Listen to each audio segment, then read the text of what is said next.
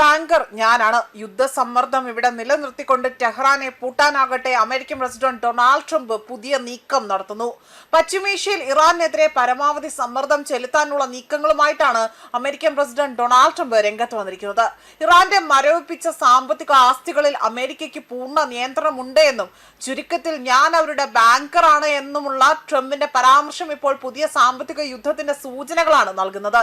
സൈനിക സമ്മർദ്ദങ്ങളോടൊപ്പം തന്നെ ഇറാന്റെ സാമ്പത്തിക നാടിയിൽ പോലും പിടിമുറുക്കുകയാണ് അമേരിക്കയുടെ ലക്ഷ്യമെന്നതാണ് ഇവിടെ വ്യക്തമാകുന്നത്. ഇറാനെതിരെ നിലവിലെ ഉപരോധങ്ങൾ തുടരുക അല്ലെങ്കിൽ കൂടുതൽ കടുത്ത സൈനിക നടപടി സ്വീകരിക്കുക എന്ന രണ്ട് വഴികളാണ് മുന്നിലുള്ളത് എന്നതാണ് ട്രംപ് വ്യക്തമാക്കിയിരിക്കുന്നത്. എന്നാൽ ഒരു വശത്ത് ചർച്ചകൾക്കും ധാരണകൾക്കും സാധ്യതയുണ്ട് എന്ന് അമേരിക്ക പറയുമ്പോൾ മറുവശത്ത് സാമ്പത്തിക ഉപരോധവും സൈനിക സമ്മർദ്ദവും ശക്തമാക്കുന്നത് പശ്ചിമേഷ്യയിലെ പ്രതിസന്ധി കൂടുതൽ സങ്കീർണമാക്കുകയാണ്.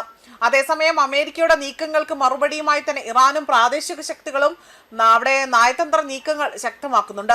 ഹോർമുസ് കടലിടുക്കുമായി ബന്ധപ്പെട്ട പ്രതിസന്ധി പരിഹരിക്കാൻ പാകിസ്ഥാനും ഖത്തറും ഉൾപ്പെടെയുള്ള രാജ്യങ്ങൾ മധ്യസ്ഥ ശ്രമങ്ങളുമായി രംഗത്ത് വരുന്നുണ്ട്. അന്താരാഷ്ട്ര കപ്പൽ ഗതാഗതത്തിന്റെ നിർണായക പാതയായ ഹോർമുസിലെ സാഹചര്യം കൂടുതൽ വഷളായാൽ അതിന്റെ പ്രതിഫലനം ഏറ്റവും കൂടുതൽ ഇവിടെ ബാധിക്കുന്നത് ആഗോള എണ്ണ വിതരണ ശൃംഖലയെ അതിനെ തന്നെയാകും.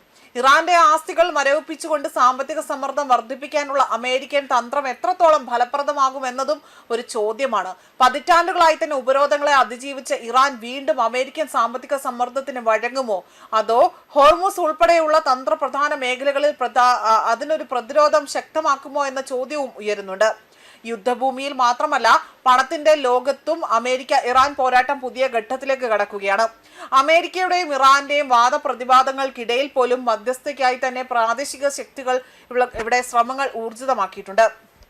കഴിഞ്ഞ ദിവസം അതായത് ഓഗസ്റ്റ് 11 അമേരിക്കയും ഇറാനും ഒരു ധാരണയിലേക്ക് എത്തിയതായി തന്നെ പാകിസ്ഥാനാണ് പ്രസ്താവന നടത്തിയത്. എന്നാൽ അന്താരാഷ്ട്ര കപ്പൽ ഗതാഗതത്തിന് നിർണായകമായ ഹോർമുസ് കടലിടുക്കിലെ തർക്കങ്ങൾ പരിഹരിക്കുന്നതിനായി തന്നെ നിർണായക ചർച്ചകൾ പുരോഗമിക്കുകയാണ് എന്നതായിരുന്നു ഖത്തർ വ്യക്തമാക്കിയത്.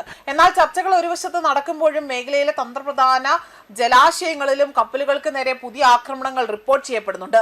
അമേരിക്കയുടെ സാമ്പത്തിക സമ്മർദ്ദ തന്ത്രങ്ങൾക്ക് വഴങ്ങാൻ തയ്യാറല്ല എന്ന വ്യക്തമായ സൂചനയായിരുന്നു മേഖലയിൽ നടക്കുന്ന ഈ ഒരു പ്രതിരോധ നീക്കങ്ങളിലൂടെ തന്നെ ഇറാൻ നൽകുന്നത്.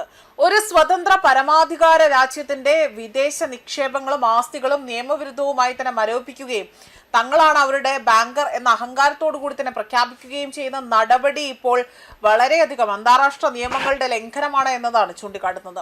അമേരിക്കൻ പണപ്പെരുപ്പവും ആഭ്യന്തര സാമ്പത്തിക പ്രതിസന്ധിയും പരിഹരിക്കാൻ കഴിയാത്ത ട്രംപ് ഭരണകൂടം അന്താരാഷ്ട്ര നിക്ഷേപങ്ങളെ തങ്ങളുടെ താല്പര്യങ്ങൾക്കായി തന്നെ ദുരുപയോഗം ചെയ്യുകയാണ്. എന്നാൽ പതിറ്റാണ്ടുകളായി തന്നെ പാശ്ചാത്യ ഉപരോധങ്ങളും സാമ്പത്തിക ഉപരോധങ്ങളും അതിജീവിച്ച ചരിത്രമുള്ള ഇറാൻ ആകട്ടെ അമേരിക്കയുടെ ഈ ധനകാര്യ യുദ്ധത്തിന് അതിനു മുന്നിലും പതറാതെ തന്നെ പിടിച്ചു നിൽക്കുകയാണ് എന്നതാണ് മറ്റൊരു വാസ്തവം. ന്യൂസ് ഡെസ്ക് കർമ്മ ന്യൂസ്.